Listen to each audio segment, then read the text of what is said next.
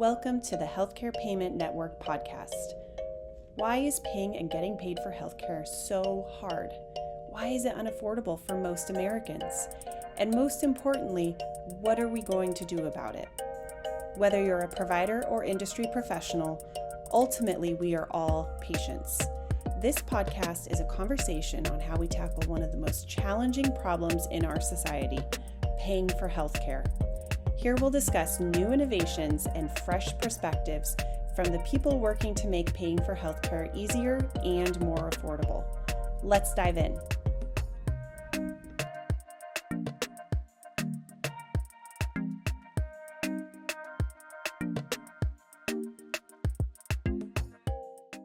Welcome to the Healthcare Network podcast. Today with us is Num Pisutha-Arnond, the CEO of RCM 360. Num, welcome. Hi, Andy. Thanks for having me. Yeah. So you guys at RCM 360, talk a little bit about what it is that you guys are doing, how you're working with clients, and who you're working with. Sure. At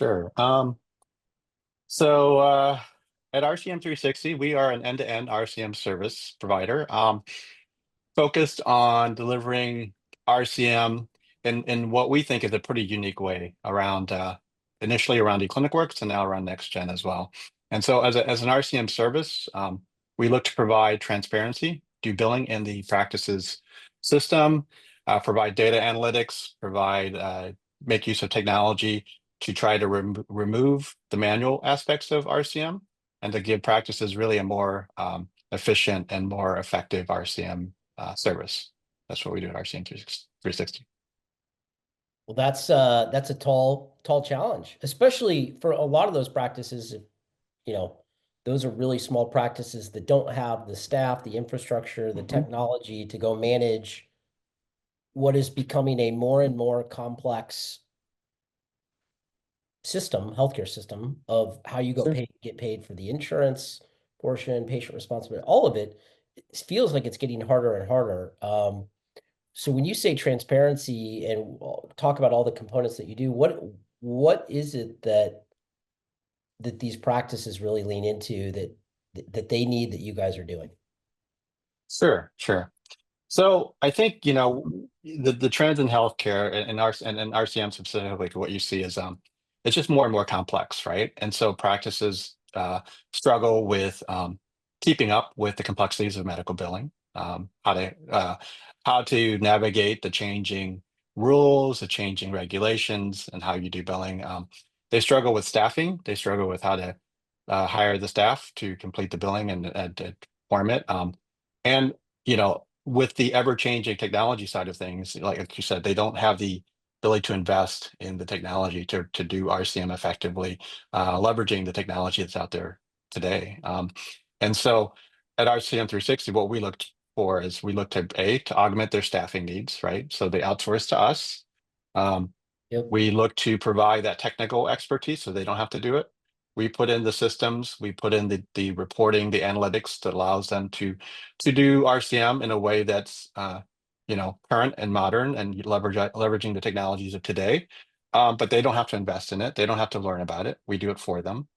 And I think the key part is we do it in their system. I guess I'll go back to that transparency piece, which is a lot of times RCM companies will look to put in systems and they'll try to take the data out and do the billing outside of their system. And so a practice then loses visibility to what's happening with their claims, right? Whereas we do the work in their systems. If we bring in other systems to leverage technology, we make sure that the end result, the data itself, stays in their system, so they can always pull up a claim, see exactly what happened to it, see the notes that our billers have put on it. They can run reports against their own database. They don't have to wait for us to see how their RCM is performing.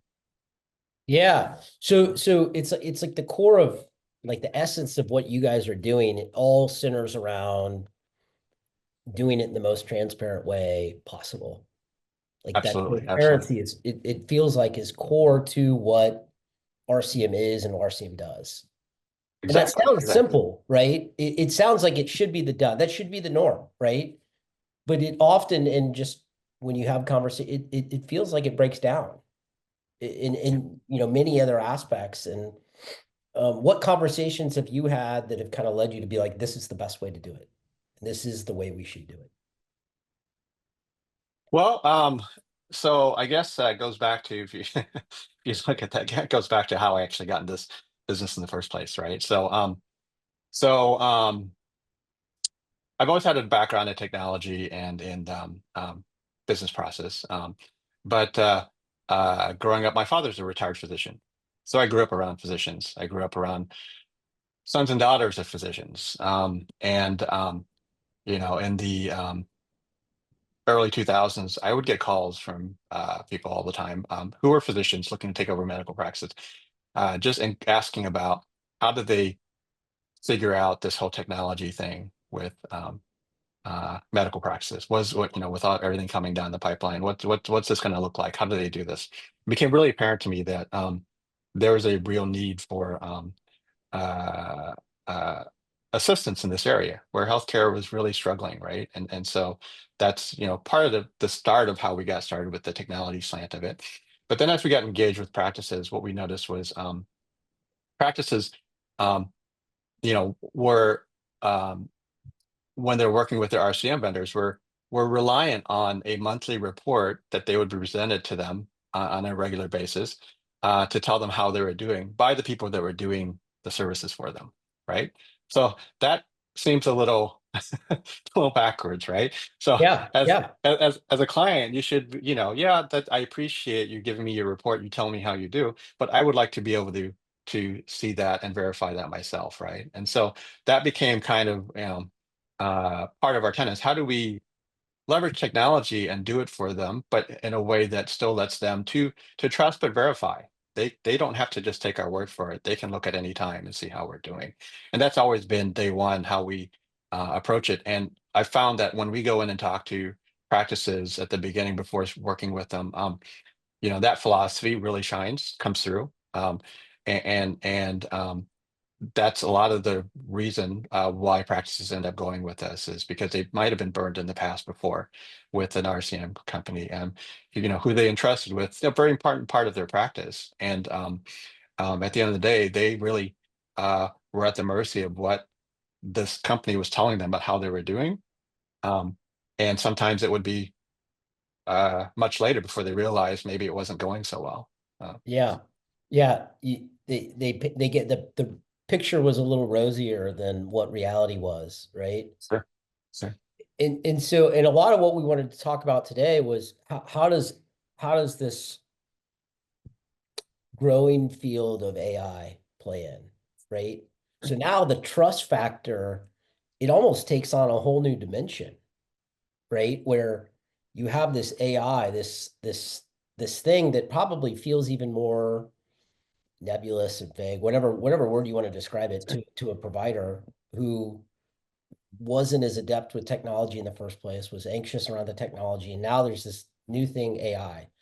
Are you guys thinking about how are you thinking about transparency in the realm of AI, and how are you guys taking AI to market? That's a very broad question, so I'll let you break that down however you want. Well, first of all, I think like most people, we're all trying to figure out still um, what AI is and how we make use of it, right? I mean, it's interesting because it's been in development since the 1950s, right? It's been around, it's been Yeah, yeah. talked about, and it's been Yep. for a long time. But it's only now that it's really kind of captured everyone's imagination and people are really wanting to do something with it, right? Like all of a sudden now it's the year of AI, right? But it's been around for a very long time. Looking at AI, one of the biggest things that you have to deal with is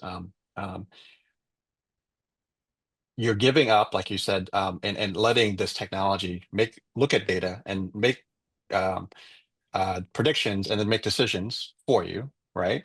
And so for that to work, you've got to really, again, trust the process, right? And so for us, it goes back to how do you build that into something that you're doing with AI? Well, that's going to be making sure you have a good process in place for having people involved, looking at what the data source is. Is it good data? Because bad data means bad outcomes.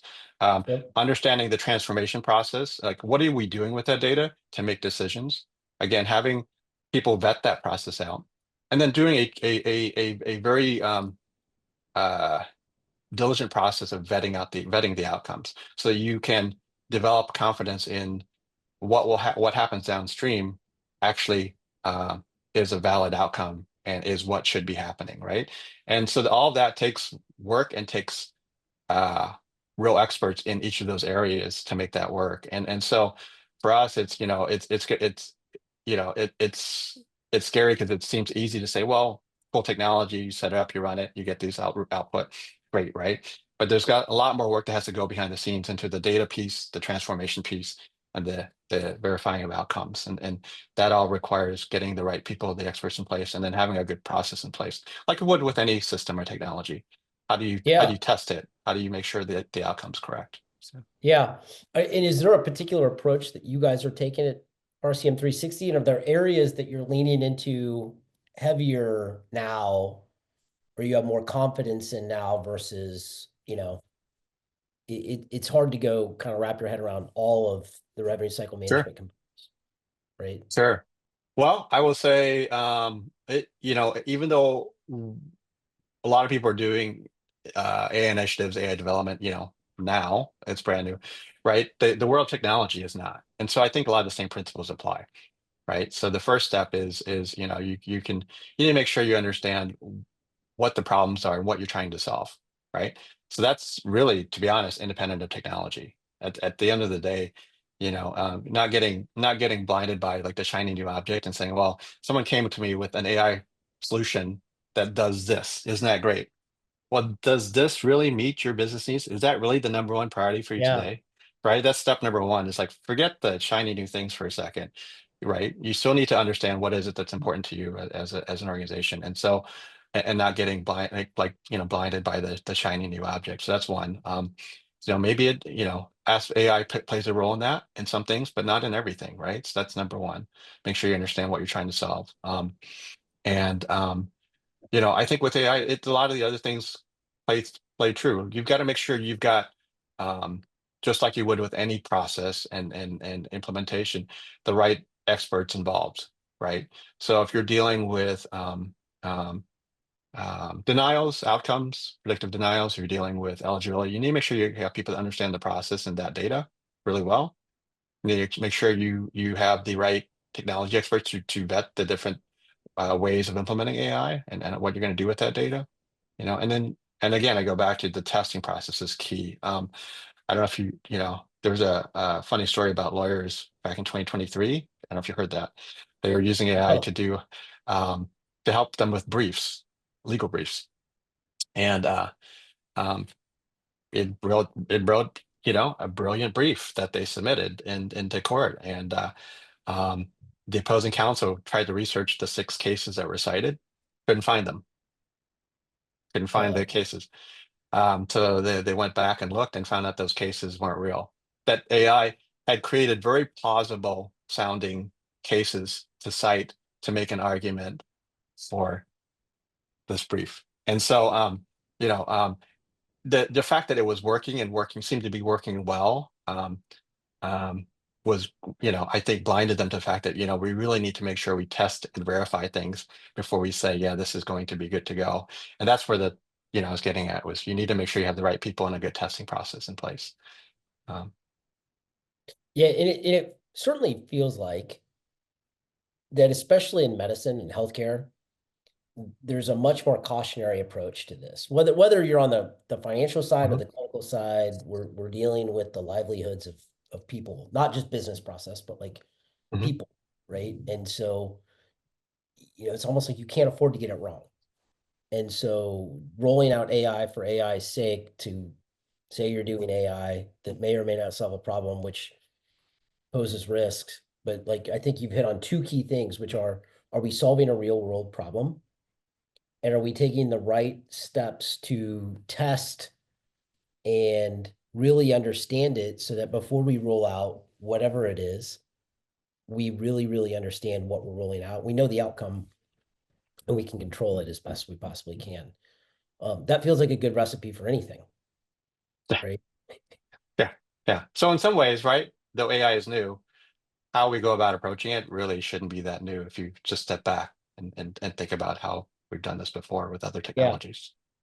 So your approach to AI doesn't really change your process. It's just the next set of systems and tools and processes that you have at your disposal to go help provide a transparent method of solving problems for your practice, right? Is that Sure. the Yeah. Yeah, takeaway? you said that really well, Andy. We should switch roles. Let me ask you the questions and you talk. How about that? Yeah, I'm good with that. Um, is there a rollout schedule, or is there what are you guys thinking about? How are you thinking about it in terms of the testing? Let Sure. me ask you that. How are you guys thinking about, Um, because it's tough, right? Like some of these systems are very, very complex, and the data needs to go feed it properly are also complex. Like sometimes you just may not have the data to go get it done, or at sure, least sure. rarely data. So how are you guys thinking about the systemization of how you go roll this out? Like most organizations, we've got to prioritize, right? So we go back and we look at out of the problems that we have that we're trying to just tackle this year, whether it's AI or not. We look at the things that maybe are a good fit for AI. So we're looking at things that are like that high volume, repetitive tasks, things that you might be able to solve with like predictive analytics, things like that. So we're out of the list of things, maybe some of the top candidates that they're, that makes sense. And then we go about looking at it in a couple of ways. One is, we do have our own experts and we are developing some things on in some cases. In other cases, we're actually going to third parties and talking to them about, hey, what do you have in place here? And can we leverage what you have in our environment, what we do as an RCM company? And it comes down to a couple of things in terms of that conversation. Comes down to, you mentioned it, alluded to it, but it really comes down to, right? AI relies on data. Okay, so who has the data? Where does that data reside, right? That's part of it. It's not just the technical expertise for how to develop the AI piece, but who actually has the data, right? Yep. And so in some cases, we may have the data, right? So when we're dealing with, you know, um, doing an AI automated process for EOB postings, right? That's using EOB's data that we have going through the process and doing that automation, right? But if we're talking about predictive denials, our universe of what we have, while large, isn't as large as, say, a clearinghouse or someone else in the space, right? And Yeah. so, Yeah, that right, has and so then, hundreds so of millions of, yeah, yeah. yeah. So then the question there is, so who do we work with maybe to try to do that with them since they actually have the data, we don't, right? Yep. So. Yep. And so so that's part of it, and in terms of how we prioritize, what are we going to go after, and then who's doing it? Are we doing it? Are we going to look for someone else to help us with it? Um, and and then we go about really following kind of a iterative approach. We'll start with a pilot, test it out, measure results, really validate that it's actually doing what we need to do. And then we start with adding a couple other sites, and then we grow the sample size, and then until we get to a point where we feel like now this is repeatable, we feel like it's actually stable, where it's working the way we want. Then we develop what the implementation plan is and what the rollout plan is for our clients. So it kind of goes through multiple steps in that process. So, but it Yeah. always starts out with a initial pilot for us to do a proof of concept and make sure it's actually working the way we expect it to work. Yeah. No, you know, it all makes sense, right? That Mhm. if you don't have a good process for rolling these things out, you don't know what you're going to get. You don't know what you can't go reliably tell your clients. You can't be transparent with your clients the outcomes, and therefore, that puts a lot of other things at risk. And so, and maybe this goes beyond just AI, but in general, how do you Mhm. go prioritize the problems in which you need to go solve? How do you go think about, just from a business leader standpoint, you probably have no shortage of things on your plate at any one time. Hey, these are the things we need. How do you think about those things? For our team, what I emphasize is when we look at a list of things we want to do is I usually have them look at like if you think of it this way, a very simple 2x2 matrix with one axis being impact from little to greatest impact, and effort or time required to make it happen is the other axis. And so we Yep. kind of break it up into um, the 4 quadrants, and we're looking for, initially a lot of times for the things we're doing now are the big impact items that maybe are easier to implement to continue moving things along.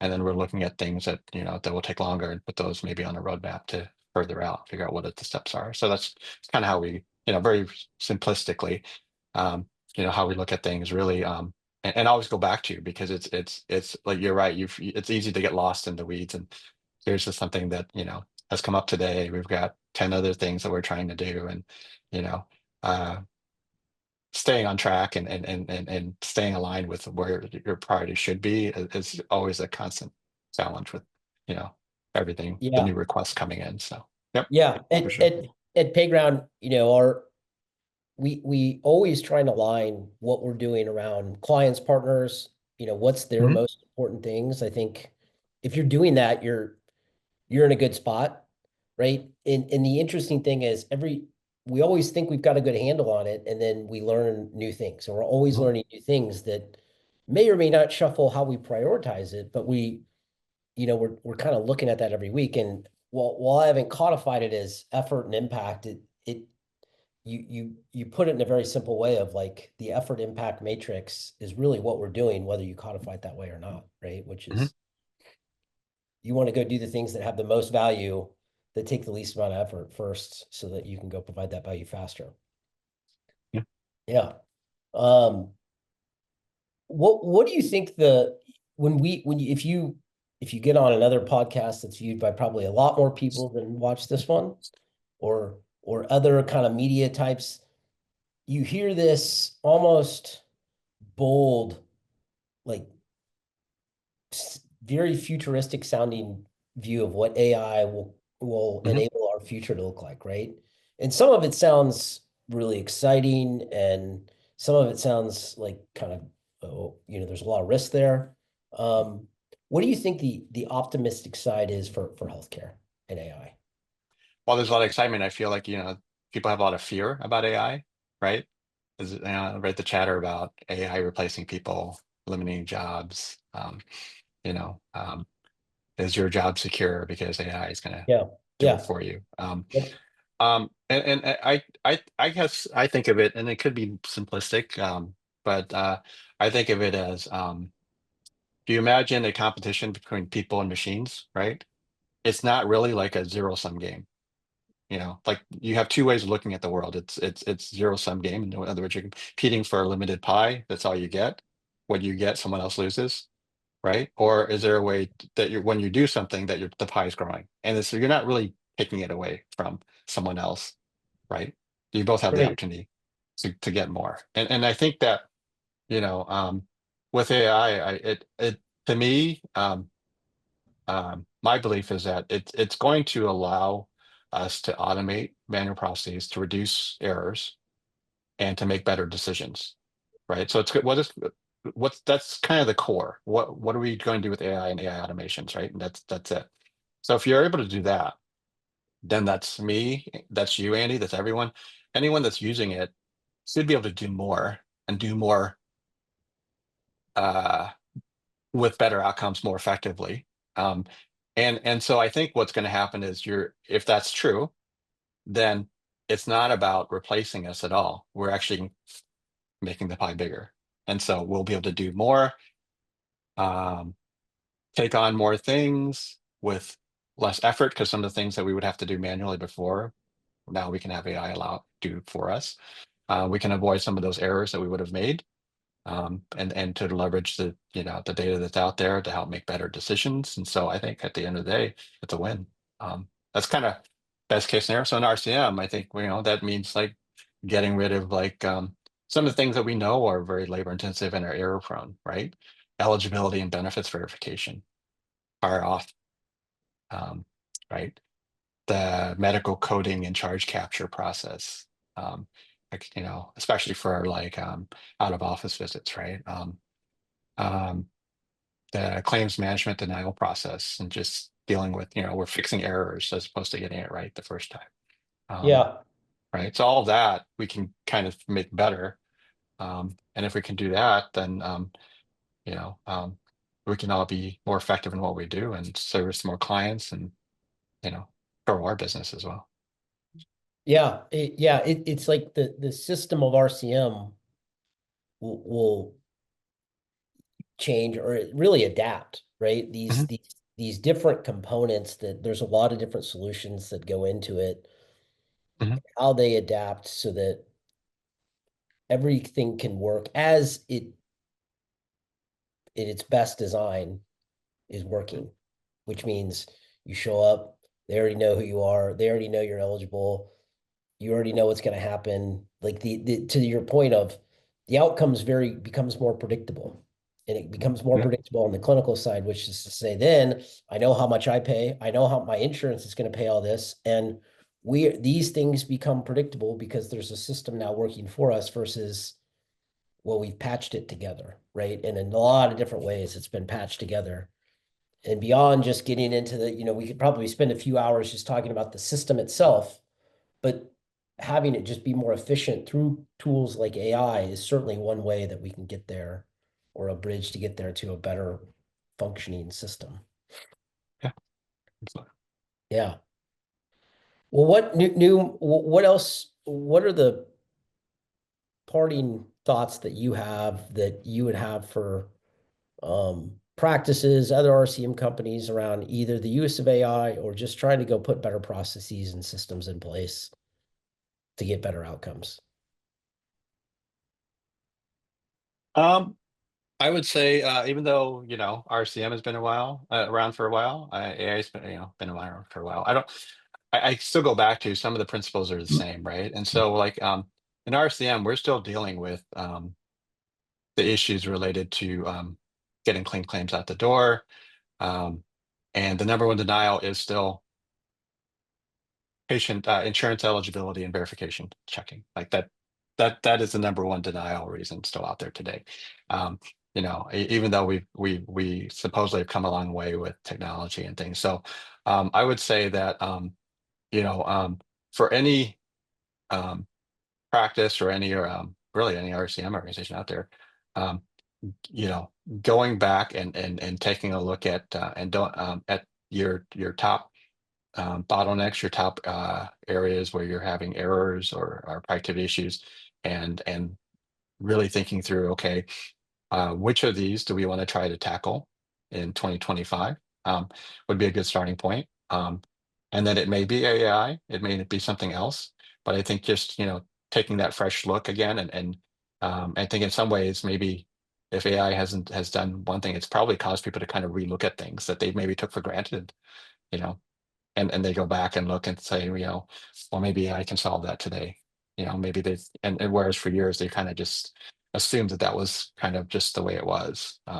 That's how we had to operate. Yeah. And Yeah. It was so, a problem that you just dealt with, yeah. right? And so taking a fresh look at it with a new lens, maybe it's very helpful. And maybe it's AI, or maybe it's not. Maybe it's something else. But you actually take a look at it, and maybe this is the year you fix that problem. There we go. I love it. Yeah, it feels like the common theme has been, the system and the principles in which you go and deploy these solutions. It needs to be a solution to a problem. Mhm. And you need to be focused on, well, are we really solving a problem? And then do we have the right system and process in place to actually go implement that? AI can be one component of a solution to a problem, right? And it's not just AI for AI's sake. And I think that is it. Again, it's the thing like that you said at the very beginning around just being transparent. Well, that all sounds intuitive, right? And I think the lesson is also it's easier said than done. And I applaud you and your team for the work you guys are putting in because the results are coming through, but they're coming through all the things that you talked about today, which is the outputs, the results, the inputs, all the things that you talked about around the process, and the systems and focusing on solving problems. So, Num, thank Right. you so much for the time. And we will talk again soon, I'm sure. Hey, thanks for having me. Thanks for tuning in to the Healthcare Payment Network podcast. We hope you found today's discussion insightful and valuable. Don't forget to subscribe, leave a review, and share this episode with your network. Stay connected, and we'll see you next time as we continue to explore the future of healthcare payments.